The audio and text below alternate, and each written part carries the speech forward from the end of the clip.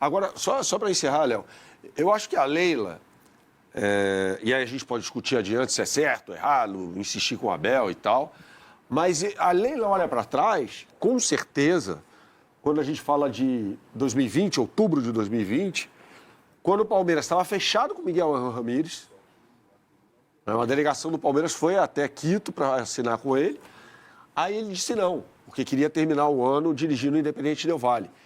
Aí o Palmeiras vai atrás do Heinz, né? Aí o Palmeiras vai atrás do Abel Ferreira. Ou seja, o que houve naquele momento? Não se sabia como o Palmeiras ia jogar, nada disso. Precisava-se de um nome. Foi uma aposta. Foi uma aposta. Deu muito certo, como poderia ter dado errado. E eu acho assim, ele ganha força. Eu tenho certeza, não tenho essa informação. Mas o nome dele ganha força porque derrotou o Jorge Jesus na Champions League. Eliminou o Benfica com o PAOK. Jogando fechadinho e tal, não sei o que, eliminou. Aí os caras, pô, esse cara ganhou do Jorge Jesus, né? O Luxemburgo já tinha sido trazido por causa disso. O cara, aquele empate por 4-4 com o Flamengo em 2019. Falou, pô, esse segurou o Jorge Jesus.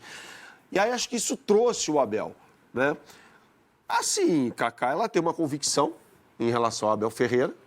Treinador, dirigente nenhum pode se pautar por rede social. Não pode, a gente falava isso sobre o Marcelo Teixeira. Isso não pode, por maior que seja a pressão. Então, assim, eu acho que ela se baseia nessa história. Se o Abel sair, eu trago quem? Né? Agora, tanto a Leila como o Abel nunca experimentaram o clima, ou, se preferir a palavra, atmosfera, que está na moda do futebol também, que eles vão encontrar no jogo contra o Ceará. Acho que a Leila já experimentou. O Abel não. Mas a Leila já foi muito hostilizada pela torcida do Palmeiras em vários momentos. Concordo com o Berna, a arquibancada, o torcedor está lá para torcer, e ela, como presidente do clube, está lá para tomar as decisões que ela acha que são as melhores para a instituição. E nos últimos tempos, Kaká, eu acho que ela cometeu pouquíssimos erros. Pouquíssimas decisões da Leila, acho que são questionáveis quanto a os rumos que o clube buscava tomar. O Palmeiras tem uma política de contratação que as pessoas podem concordar ou não, mas existe um norte e o Palmeiras tem uma série de critérios que levam a contratar um jogador ou não. O Palmeiras entende que aquele profissional que hoje é o técnico do time é o principal responsável e que o cara terá a capacidade de comandar esse processo de reformulação. E aí, eu não estou no dia a dia, o Berna não está no dia a dia, o Ivan Drago não está no dia a dia, o torcedor que está na arquibancada, muito menos. É ela quem acompanha e que tem conversas frequentes com o Abel e com o Anderson Barros. Se esses dois profissionais entendem que o melhor é a renovação com o Abel, eles têm que bater na mesa e tomar essa decisão. Até porque são eles que têm a caneta. E eles que serão cobrados depois, eventualmente, se nada der certo e se chegarmos aqui à conclusão de que foi um fracasso a renovação com o Abel Ferreira. Assim como eles podem ser cobrados também por omissão, caso o negócio desande. Podem, né? podem. Assim, o Anderson Barros tem a prerrogativa, e isso no regime profissional é o correto, de cobrar o Abel. Não é xingar o cara, bater na mesa, não é isso. Ele é um funcionário. Ele hierarquicamente está abaixo do Anderson Barros. Claro. Então ele tem que chegar e falar, Abel, o que está acontecendo aqui? Por que você fez isso e não aquilo, né, Kaká? Então, assim, a gente é cobrado aqui, sei lá, por audiência. E tá tudo certo, tem que dar audiência. O Abel tem de ser cobrado pelo superior dele. Aí entra uma questão. O Anderson Barros, claro que não tem o estofo e o conhecimento tático para cobrar o Abel. Ele não tem o conhecimento do futebol. Pode saber do futebol, mas não sabe mais do que o Abel, óbvio que não.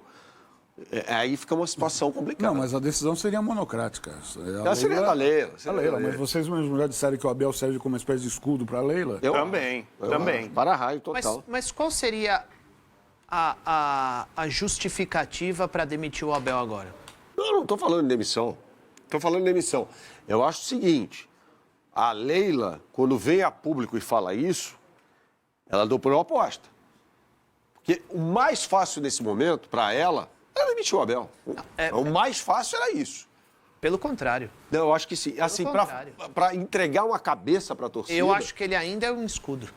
Não, eu acho que a maioria está do lado dele. Não, eu não estou falando que não esteja, Ivan. Estou falando, diante do que aconteceu na quarta-feira, a cabeça do Abel soa como música para o torcedor, ou para boa parte da torcida do Palmeiras. Acho que não. Eu acho que sim. Acho que não. Porra. Se ela entrega a cabeça, só um exemplo, tá? Se ela entrega a cabeça do Aníbal Moreno, a torcida, eu acho que abraçaria. A do Abel, não.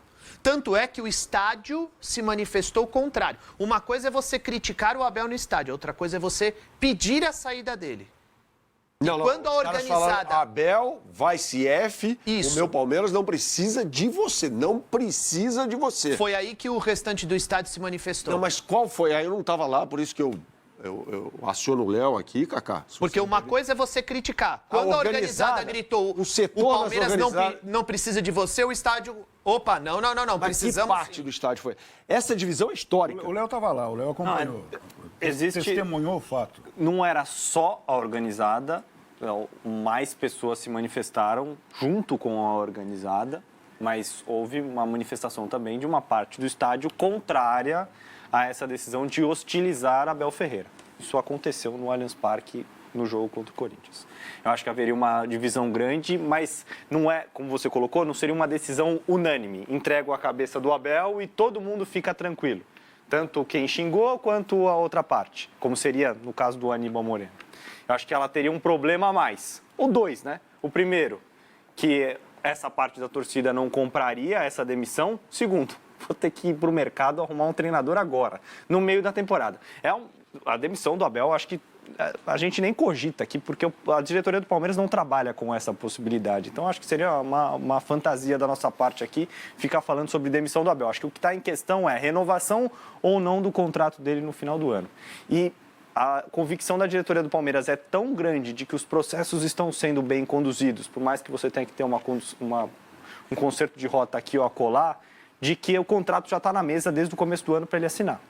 Há uma confiança gigantesca nesse profissional de que ele pode conduzir. E eu acho que ele colheu isso ele plantou isso para colher isso neste momento. Ele é um profissional capaz de conduzir esse processo por tudo que ele já ganhou e pela história que ele Eu volto a provocar vocês, falei isso ontem. Primeiro, como é que o time vai reagir domingo contra o Ceará e no meio de semana contra o Universitário em Lima? Segunda coisa, o Palmeiras do Abel ainda terá repertório para continuar nesse projeto do Abel Ferreira? Acho. Você acha, Ivan? Acho.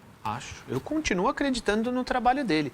Se ele conseguiu extrair de jogadores que ele não pediu, porque quando ele chega, havia um grupo que foi contratado pelo Alexandre Matos.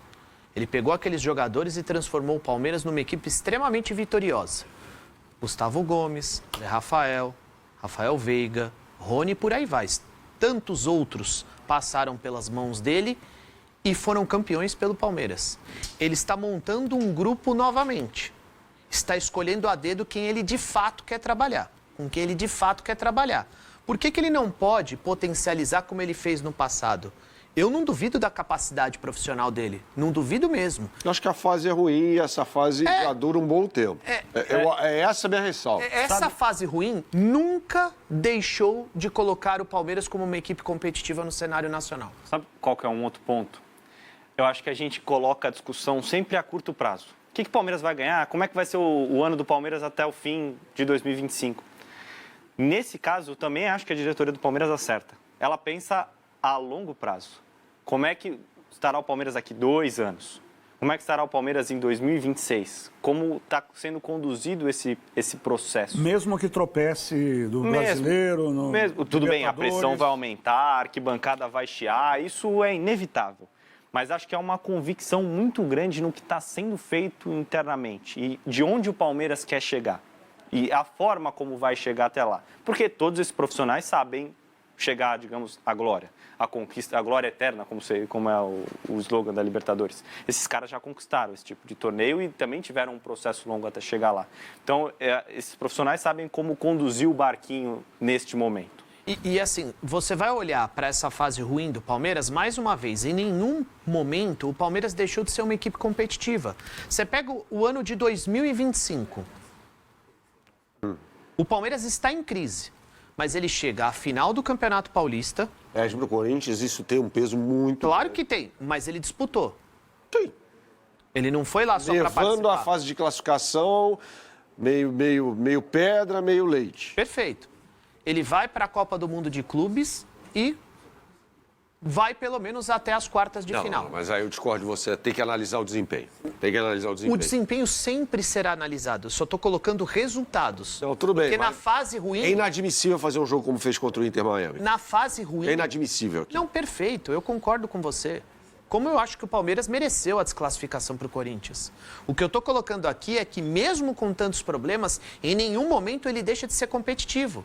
Porque você olha para a temporada, depois do que aconteceu contra o Corinthians, a sensação era de terra arrasada. Acabou o ano para o Palmeiras. O Palmeiras está entre os melhores do Campeonato Brasileiro e pode sim brigar pelo título da competição. E ele tem a melhor campanha da Libertadores, decidindo todas em casa. Cara, o ano do Palmeiras não acabou. É claro que a gente não pode excluir o que é a rivalidade diante do Corinthians. Ninguém discute isso. Agora, o ano do Palmeiras não acabou. Então, você olha para o trabalho do Abel Ferreira, ele está encontrando dificuldade? Está encontrando. Está difícil? Ele sabe que está difícil, ele sabe que está devendo. Só que uma reformulação foi feita. Aí é o que eu queria chegar. Perfeita a sua observação final. Porque é o seguinte, o torcedor só olha para o reforço e vê o reforço como garantia de título. Tem torcedor de contratação, tá? É isso. Que prefere contratação a título. Então o cara olha para a contratação, fala, pô, gastamos 500 milhões, mais até 536 milhões de reais em contratações, vai ganhar tudo. Não é garantia nenhuma, é o meio, mas não é o final. O objetivo, ele não necessariamente vai ser atingido, né? E aí, quando vem a pancada, o cara usa isso. Gastou, é claro que está no contexto, mas reforço não é garantia de título. Eu sinto informar o torcedor do Palmeiras que a reformulação não acabou, tá? Não acabou. Não acabou. Tem Ela carências. tá só no meio. Tá, Ela tá só no meio. Exato. Então vamos olhar o elenco do Palmeiras. No gol, uma hora vai ter que trocar. E o Palmeiras ainda não corre atrás disso, vai deixar para buscar no final do ano. Ok, uma escolha do clube. Marcos Rocha vai embora no final do ano. Na lateral direita, o Marcos Rocha pode até ir embora, mas se você for pegar Giai e Kelvin, são dois nomes. O Giai já está há um tempo no clube, mas são novos em relação às outras conquistas. O miolo de defesa segue igual e a opção do clube é pela manutenção desses dois jogadores, especialmente do Gomes, que é considerado uma liderança e um cara para conduzir esse projeto, assim como o Piquerez, lateral esquerdo. Vanderlan deve ser negociado nas próximas horas, nos próximos dias. Então, o cara que vai sair, o Palmeiras vai ter que contratar um lateral esquerdo que diminua essa distância para o titular. Ou subir o Arthur. Inicialmente vai subir o Arthur para entender como é que ele vai funcionar no profissional, mas eu acho que o Palmeiras trabalha com a ideia de trazer um lateral esquerdo que possa competir com o Piquerez, porque hoje há um oceano atlântico de distância entre o Piquerez e o Vanderlan. Na cabeça da área, o M. Martínez chegou para essa temporada e o Aníbal já faz parte desse novo time do Palmeiras já há mais tempo. Na segunda função, Lucas Evangelista, peça contratada para essa temporada e deve chegar mais um jogador. O Palmeiras tenta o Marcel Ruiz, também mais um cara para essa segunda função. Maurício faz parte do novo time do Palmeiras. Rafael Veiga, como vai se comportar até o fim do ano? Será que permanece para 2026 ou o Palmeiras vai atrás de um outro meia que possa cadenciar um pouquinho mais jogo? Paulinho... reforço para 2026, porque para 2025, por mais que tenha feito o gol contra o Botafogo, não vai poder atuar até o fim do ano. Sousa chegou agora, Facundo Torres chegou no começo do ano, Vitor Roque é reforço para 2025. Então, esse processo está iniciando e nem para todas as posições você tem dois jogadores como o Palmeiras pretende contar para as próximas temporadas. E eu discordo quando alguns dizem que o Palmeiras não contrata medalhões. Felipe Anderson, Vitor Roque e Paulinho chegaram com esse status, independentemente da idade. Quando o Gabigol, voltou para o futebol brasileiro, foi uma contratação de impacto. Quando o Pedro voltou para o futebol brasileiro, foi uma contratação de impacto. Quando o Luiz Henrique voltou para o futebol brasileiro, foi uma contratação de impacto, independentemente da idade. Você tem um medalhão. O Vitor Roque chegou para ser o 9 do Palmeiras, o goleador. Enfim chegou o 9, o futuro centroavante da seleção brasileira. Então eu discordo. Alguns jogadores mais jovens que vão crescer, ou a ideia é que eles cresçam nas mãos do Abel, mas jogadores prontos foram contratados. É que o Palmeiras, até aqui, eu não vou dizer que não teve sorte, porque é muito esquisita a situação do Paulinho, né? Que não conseguiu jogar, né? Infelizmente até aqui.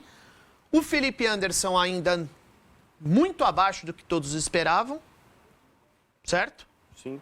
e o terceiro nome que eu citei? Vitor Roque. O Vitor Roque, que agora parece que está deslanchando com a camisa agora, que esse inegável. conceito do medalhão pressupõe que seja um jogador com certa história, com certo estofo para chegar ao clube. Só que pela política de contratação do Palmeiras, é impossível praticamente impossível, que esse jogador venha a vestir a camisa verde. Porque o Palmeiras trabalha com ali jogadores jovens de 23, 24, 25 anos no máximo. Dificilmente esse cara vai ter uma carreira gigantesca a ponto de voltar para o Brasil para jogar no Palmeiras. O Palmeiras contrataria o Samuel Lino, mas não contrataria o Saul.